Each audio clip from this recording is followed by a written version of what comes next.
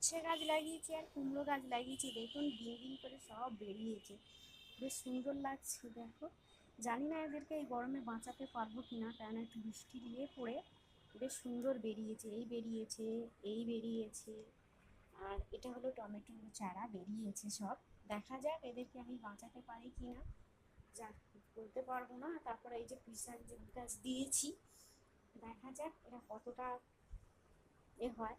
তো এটা আমি আলাদা টবে ফুল পুঁতেছি, যার জন্য সুন্দরভাবে বেরিয়েছে। এটা আমি ঠিক বাঁচাতে পারবো না, এটা ফুলের টবের সাথে হয়েছে।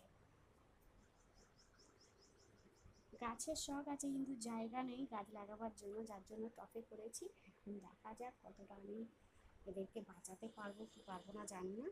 চেষ্টা করি দুবেলা এসে জল দেওয়ার, কেননা টবে তো একটু বেশি জল দিলে হয় না দুবেলা, কেননা শুষিয়ে নেয় না, যার জন্য আমাকে এখানে দুবেলা আসতে